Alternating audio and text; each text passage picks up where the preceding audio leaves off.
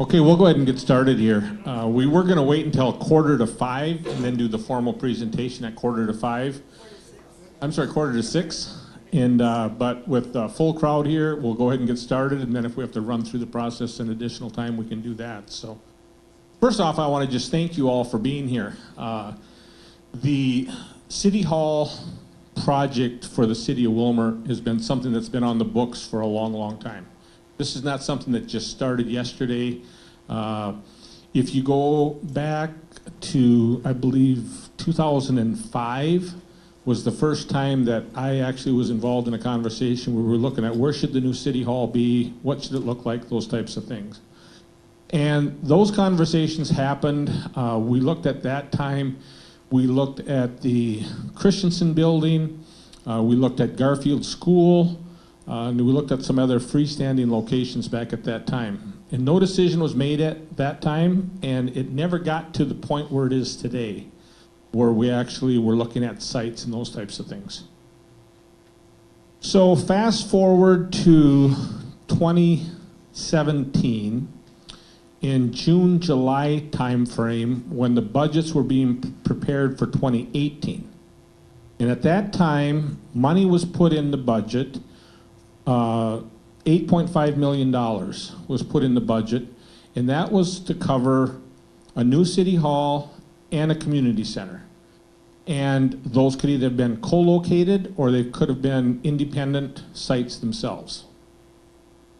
And at that time, the council discussed the process of how we would actually get the money from the mayor's proposed budget to an actual where we had dollars setting aside for the project. And it never made it past that process. It was just a conceptual process at that time. Again, at that time, different sites were looked at, and we looked at what could we do for a new city hall site. Fast forward then to the retreat that happened in 2018, and coming out of that retreat, the City Hall was one of the top priorities. And the City Hall was a site that the council wanted us to look at. We wanted to explore where that would be, what that could look like, and those types of things. It never again made it past that process. Now fast forward to the retreat that happened in January of this year. And again, it was a priority of the council to look at a new city hall site. And so some people have said to me through phone calls or text messages that this process is moving really, really fast. And if I look back and go back to 2005 to 2019, and I look, man, that's not really that fast. Then I take a look at council priorities, and it was a priority of the council in 2018 to do something. Nothing was done. Now we're in 2019, May of 2019. And so that's kind of what happened. Kathy is going to go through the formal process that we used to select a recommendation of this particular site. And she'll go through that whole process. But I want to give you a little background about that. So one of the things that we're going to prepare for you tonight and are prepared to answer questions or whatever you may have about is how did that site selection process work, and why did we select this site? After the formal presentation by Kathy, I'll come up again and make some closing comments. But then we have the site itself over here. We have a blue wall so you can see exactly how the process was made. And then Kathy will talk a little bit about two different areas that we have up front so that you can do your post-its, and she'll talk about all that stuff. She's better at that than I am. So with that, I'm going to turn it over to Kathy. I just want to also acknowledge that Fernando Alvarado is here as a council member. Councilmember Nelson is here. Councilmember Davis is here. I think I'm hitting all the elected officials. I think that's it. So with that, I'll turn it over to Kathy. Thank you. We were wondering how many people are going to show up. I can't tell you how excited we are that we have a full room. So I just want to say thank you for that. First of all, you can give the person sitting next to you a high five and thank them for coming. How's that sound? All right. Totally awesome. It really is exciting, so thank you. Just a couple of slides quick to set a little reference for us and where we're at. Marv talked about the process that we've gone through over the years, and you have heard us talk about a facility study. So I just wanted to show that to you folks and let you see what we've got here. So this is analyzing the condition of the different buildings. The community center came in as a top priority that needed attention, and city offices came in second with that. So you can see the question tonight isn't, do we need a city hall? But I just wanted that for your reference. Another question I get from people is, what constitutes downtown?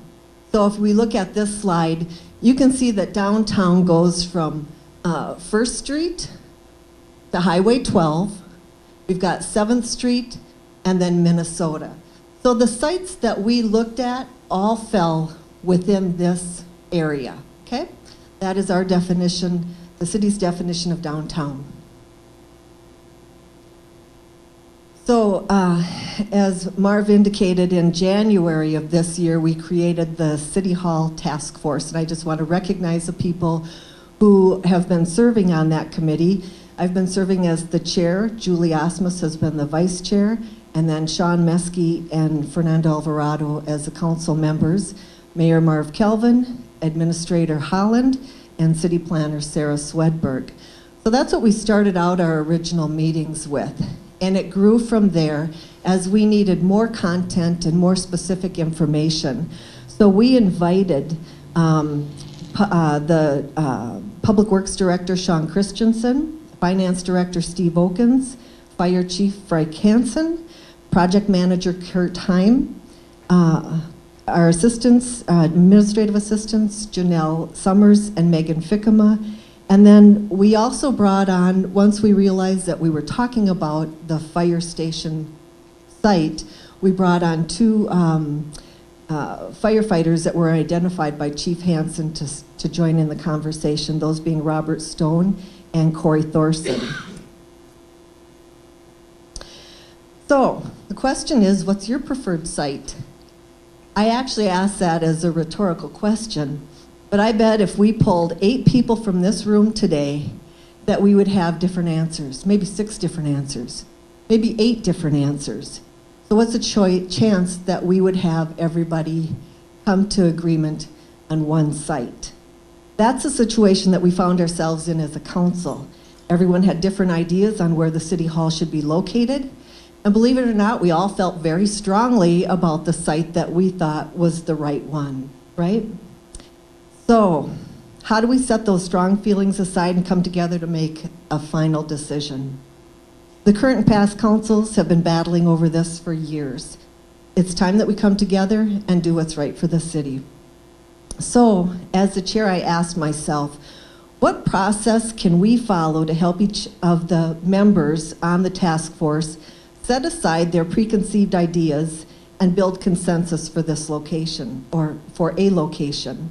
A location that would be the best possible site and also be responsible to you, our taxpayers, right? So tonight I want to walk you through that process. For our city council members that are here and staff that attended the planning session that we had in January, this document will look familiar to you. So as a group, we brainstormed different priorities that were important to us for selecting the new site for City Hall.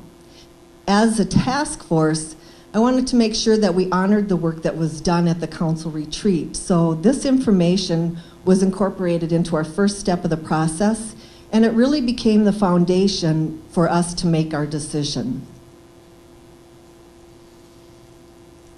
I took those different priorities that were identified by the council retreat, and I put them up on separate sheets of paper and stuck them on the blue sticky wall. That's what we fondly call this. It's really become our thinking space, you might say. It's been a great tool for us to use as we've moved throughout this process. So as a group, we took each of these different items and we voted using the green stickers, red stickers, yellow stickers to identify which of the priorities were most important to us. And which of them were we not interested in? Didn't matter. And it might have not mattered because it wasn't site-specific. It would have been consistent no matter what site we were at. And so rather than muddy the waters, we just removed those items that were consistent for all the sites. So the next step then was using our voting system, we put them in a priority order, okay?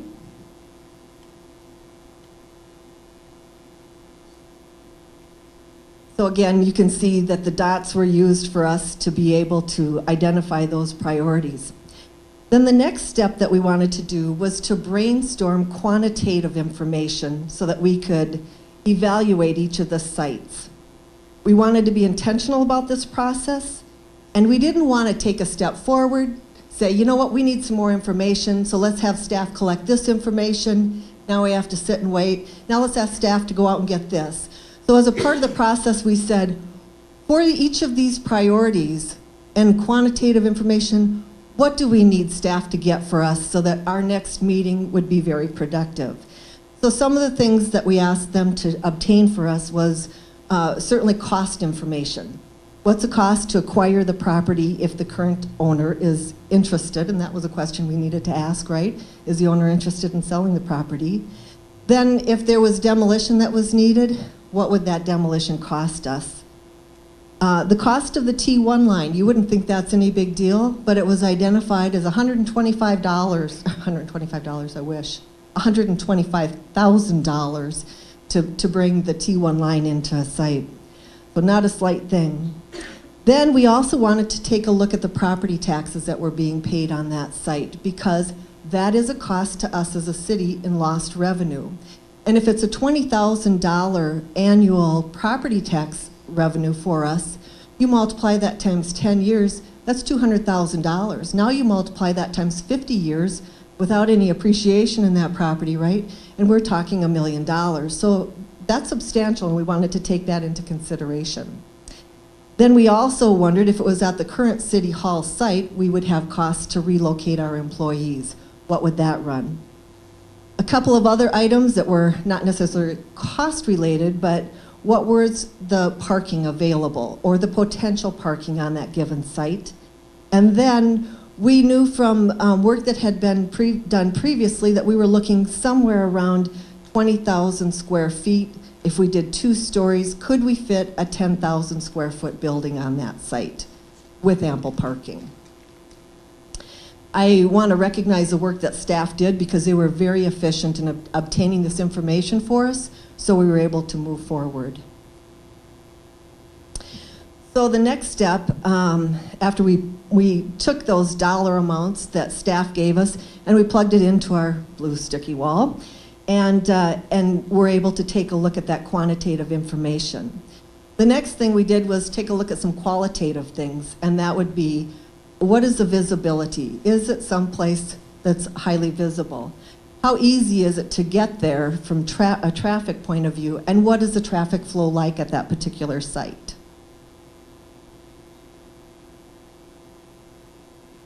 So this is a photo of what you can see right here, so take your pick on where you want to look, but this shows the final product of our discussion when we were evaluating the sites to the different priorities. So across the top, we were looking at the properties of Christensen CPAs, the current site. I'm sorry if you can't see all of this because of the deal, but Hardware Hank, the fire station, Block 25, and 5th and Becker. Okay? So then we took the different priorities ranked from the most important to us down to the least important to us, and we evaluated it. Now the colors that you see here, we wanted to make this very visible. Is a yes a good thing or is a no a good thing? So we used a stop and go light kind of thought process. The green is for go, it meets the priority. The red is for stop, it doesn't meet the priority. And the yellow is somewhere in between. This made it very visible for us, right? There was a moment when we were going through, actually, it was actually before we had the color there, but we had been going through this process and we had a real aha moment. And we said, you know what? Look at this, the fire station hits 9 out of the top 10 priorities that we had. And I will be honest with you, I don't think anyone in the room at the time had thought about it. Well, I shouldn't say at the time. When we first came together as a task force, that was not on anyone's radar screen. We all admitted that. We were looking at the property a little bit differently. The original intent was to purchase the Schwegeman property, and that was at a cost of $1 million. Well, that's a pretty good chunk of change, right, when you're acquiring it. So as we were going to remove that site from one of our considerations, I believe maybe it was the mayor said, wait a minute, let's just take a look at this and see if we can use some of the green space and some of the parking space. What would it look like if we actually put a structure there? And we all went, oh, well, now this becomes a viable option for us. And again, it came out as our highest ranking. So, do I need to go into that in any more detail, you think? Kathy, could you identify Block 25? Sure, Block 25 is a former Nelson Laundry block. Okay? There are actually 4 parcels there. Okay, acquisition cost, just to give you an example. Christensen and Associates is, at the time we didn't know for sure what that purchase price is. Since we've done it, the exercise, it's come in, it's $1 million to $1,170,000.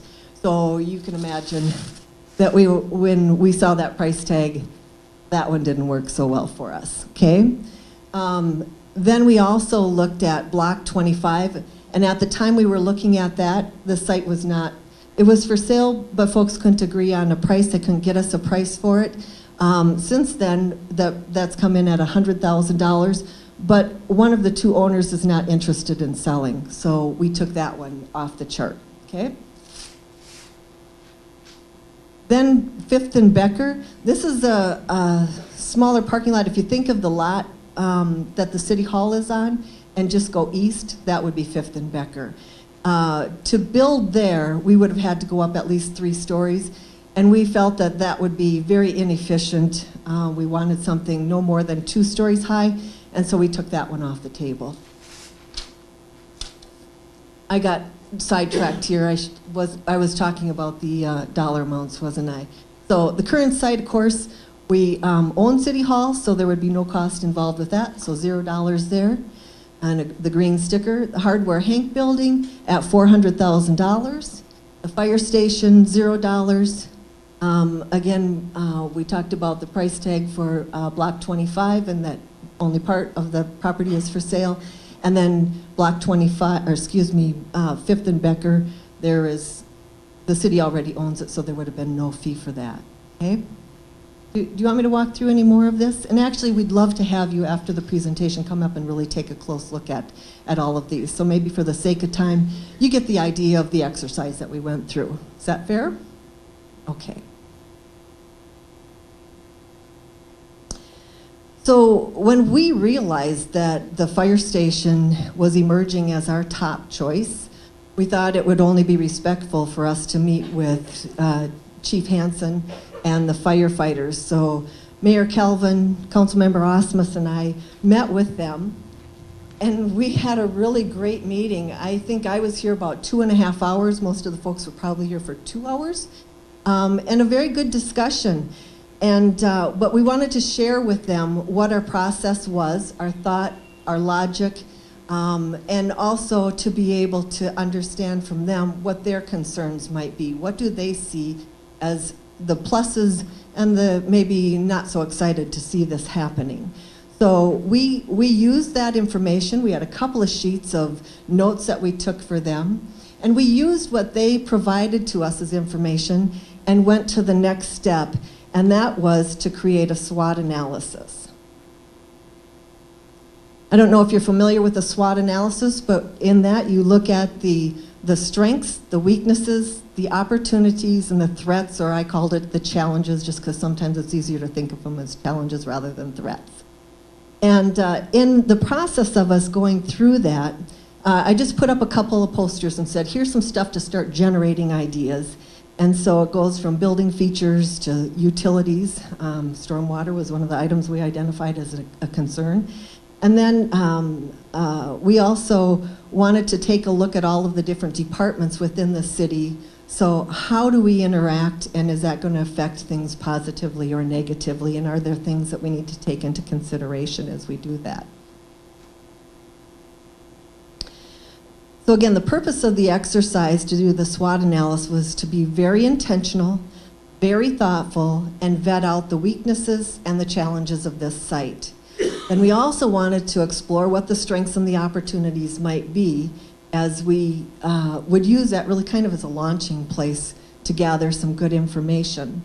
Some of the strengths were the access and visibility off of First Street. Some of the weaknesses was the fire station was concerned about the noise. And at the time we were having this conversation, we were thinking about using the training room here as a possible city council chambers, or we might go up and do a 2 stories right in here. And their comments were, you know what, we do a lot of banging around, or there might be yelling in the back, and that could be a distraction for the council meeting or whatever meetings might be taking place in here. Not to mention sirens that might go off now and then, right? So another weakness or concern was that of snow removal. The opportunities were rather plentiful, and that was a good thing for us to see. So some of those opportunities was having council chambers within the city hall. And then the firefighters felt really strongly about the antique fire truck. You probably have all seen it in the parade, right?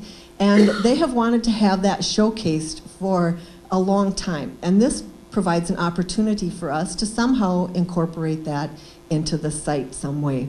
So the challenges were parking, and there was a great deal of discussion about parking. And also, we've got some stormwater catch basins, and there were other things also, but that just gives you a flavor for what we were looking at or considering. So in the end, after we reviewed all of that and had some good discussion, we found that we were still really quite confident in the fire station site being our top choice. Now, I want to remind everyone that it's not the task force decision, nor our decision here tonight to choose the final site, but rather that sits with the full council, right? So, and then I also want to remind us, because it's really easy to start moving into that next phase, but we will be selecting a firm a consultant to help us identify how the building will sit on the site, how many square feet we need, what that parking might look like, right? So we'll be engaging the professionals to help us with that. Having said that, now I'm going to do just the opposite and show you a sample of what it might look like. So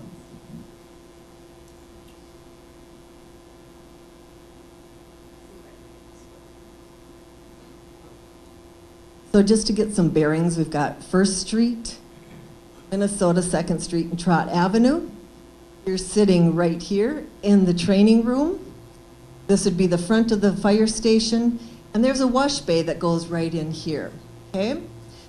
So given some of the items that our firefighters had identified, one of the concerns for them was they didn't like the idea of us putting a building structure. So that what we originally had talked about is we would take an add-on from this training room, go towards the street with a face about even with Schweigman's property, and then take it north. Got the right direction? North. Okay. And one of the things they said is, you know what, we really don't like you covering up our building because we lose a presence on First Street, all right? That was an important thing for us to know. And another item they were concerned about was when the firefighters are responding to a call and they come in, we don't want to have traffic in the parking lot when we've got firefighters coming and we've got folks getting out of their car, coming and going from City Hall. That's a safety concern for us. So we addressed that also, and I see that Robert is here. Raise your hand.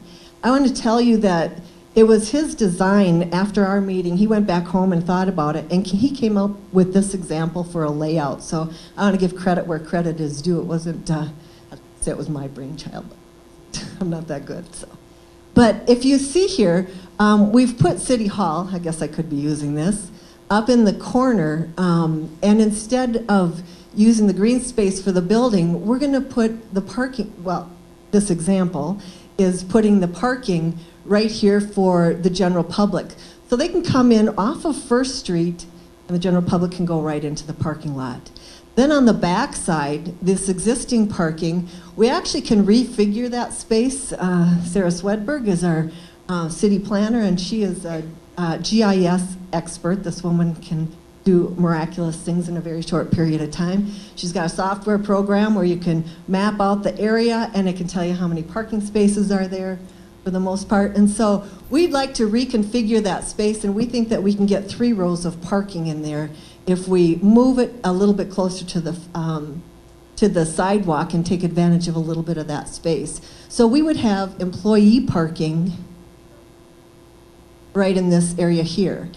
Then this spot coming in off of Minnesota and Second, formerly it used to be designated as firefighter parking, and so that's what we would like to do, is come back to that model and use this for our fighter parking. Now, in a typical during the day response, that's ample space. And there's some options we can do, like close off this driveway, get us a couple more parking spaces and things like that.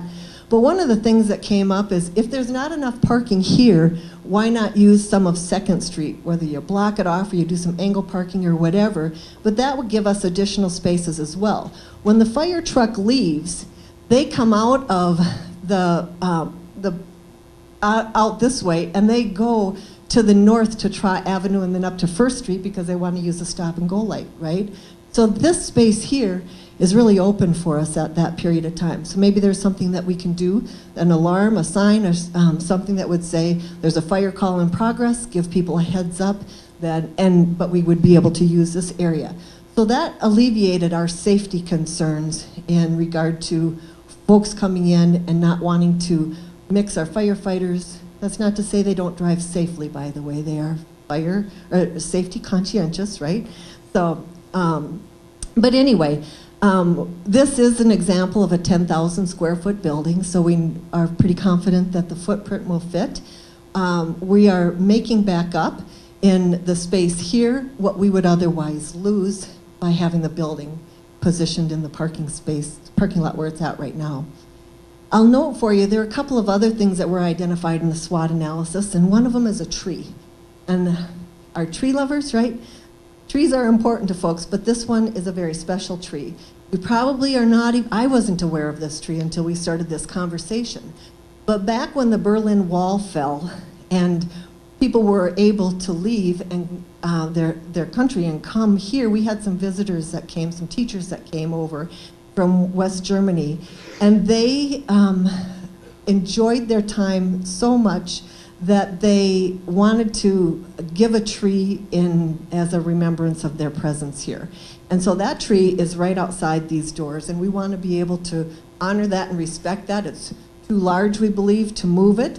And so that's what you see, this little spot right here, is we're gonna make sure that we hang on to that tree and honor those teachers who came and what life was like for them and things. So we really believe that we've identified a lot of the concerns that we had. One of the big ones was a couple of catch basins, and that being here, here, and here. And by moving the building to the parking lot again, rather than using this space, we're able to alleviate the expense of having to relocate those catch basins. So, okay. That's good? All right. It's so exciting. So,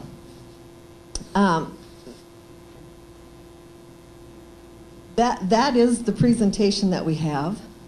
I, again, want to thank the task force members and the additional staff that has joined us in really trying to be very thoughtful, very intentional.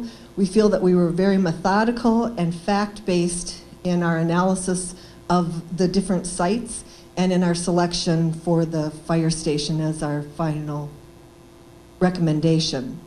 So we identified our priorities, we ranked them, We evaluated each of the sites against the criteria. We did the SWOT analysis to reconfirm our decision and make sure that there weren't some major things that we were missing as we considered this site. And we really do believe that we've come up with a solution that meets the needs of the residents, the city, and we feel that we're being very respectful of our taxpayer dollars that will be going into this building. So again, the task force believes that the fire station is our best location for the new city hall. So with that, we would like to figure out how to move this screen up, if anybody can help me with that, thank you. I'll make myself available here that we can walk through the blue sticky wall, and you can take a look at it and decide for yourself if you think we made the right decision and right evaluation. And then we will have Councilmember Alvarado, who's one of our task force members, will be here in case you've got any questions in regard to the site. You're welcome to take a look at that.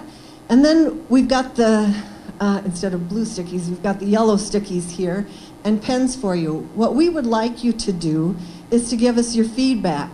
And so grab one of those, a pad, whatever, how many thoughts you have, and a pen, and write down, I like the fire station site because, or, this is a mini, slimmed down version of the SWOT analysis, right?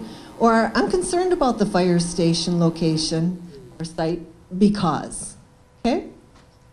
So, with that, we invite you to come forward and take a look. Did you have any closing comments or? Just a couple things. This will be real quick, so let's just thank Kathy for her presentation. She did a nice job.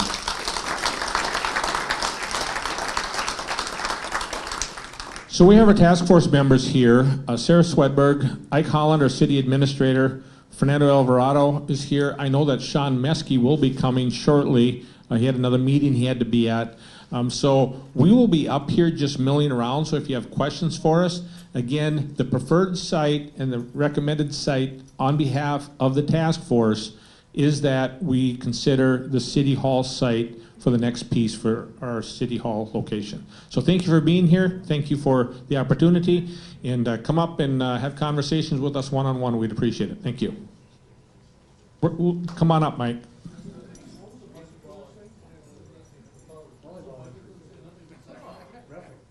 No budget has been set yet. We're hoping to keep it, well, we really haven't even got into budget yet.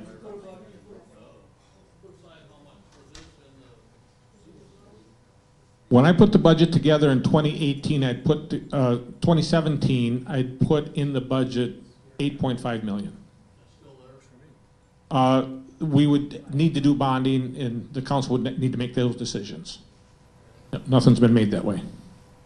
Are you able to give us a true dollar amount for each of those destinations? I mean, that would be very helpful if it was like, if we went here, how many parking spots would be available and actually what the true dollar amount, because parking is gonna be The parking spots are.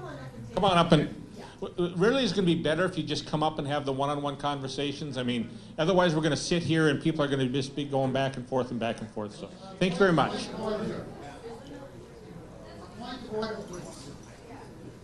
Everybody wants to hear this, right? This meeting is subject to the open meetings law. That's why he's coming here today. Without a microphone, for you folks to be able to speak and be heard. That means the public cannot hear any of the answers or questions that you have to pose. So we really should have a microphone moving through the room. And private conversations with the members of the city council and the mayor violate the state open meetings law, because those are private conversations that the public cannot hear. So if we want to do this the right way, the legal way, float the microphone around the room there and let everyone that listens via rack 8, because that's the only way the public's going to know what we're talking about. Float the microphone around. We don't need to go up front here. The public needs to hear what we're talking about. And one other issue, there have been 3 decision points, friends, that we have leapfrogged in order to get to the point that we're at. This isn't a matter of politics, it's a matter of logic. The first one is what? Is the existing city hall adequate to meet our needs, or is it not? If it's And we say, okay, the second decision point, should we fix the one we have or should we make a new one? So we go, okay, let's see what the cost and the benefits are to fixing the new one, the existing one. Now, let's say at that point, we've decided, no, that's not realistic. We want to look at a new site. That's what would put us here today. But we've skipped those points. And before we get to the discussion about a new one and a location, we have an existing property that the county assesses at just shy of $400,000. It has no debt. It'll cost $150,000 to demolish an existing asset that we own. So the talk is to make that a green space. So for $600,000, we'll make a park that most of us can't use. I mean, maybe that's what we're going to do. But these are the things that we should be discussing as a community before we get to the point of should we be here, here, and here. We have a $400,000 building that a third party has assessed as saying, yeah, it's got some problems, but hell, my house has problems. I'm not knocking it down. It's a $400,000 asset. We have a time limit, I think. A $400,000 asset. Thank you very much. Thank you. Okay, Those are the the- process that we're using here is similar to the process that the MnDOT uses when they have their public input sessions. And so they have ideas that they present, and then you have an opportunity to come up and talk about those. Hey, So Mark, that's the Mark, same I have a format. question, man. When I ran an area with you, you told me you wanted to keep the city hall downtown. Now you want to go down to the fire station, and he's right, this is an open meeting, we should be allowed to talk. But I've been talking to an attorney up in the city, who's already serving the city with an injunction on Monday against the city hall because it's bullshit. And you're gonna screw the firefighters out, make it a fire station? Where the fire station is? These guys need to serve the public. It's all about what you want, man, and your ego and your attitude towards that. And you should know that if you were a fire chief. You know. And you're gonna, I mean. Okay, we'll go ahead and start the public I'll meeting. see you in court. Sorry to talk to you, the ACLU. Sucker. We really would like to know what your thoughts are in regard to the positive things that you see about the site and those things that you're concerned about. It's a way for us to be able to document your thoughts, and so we really would appreciate that. Thank you.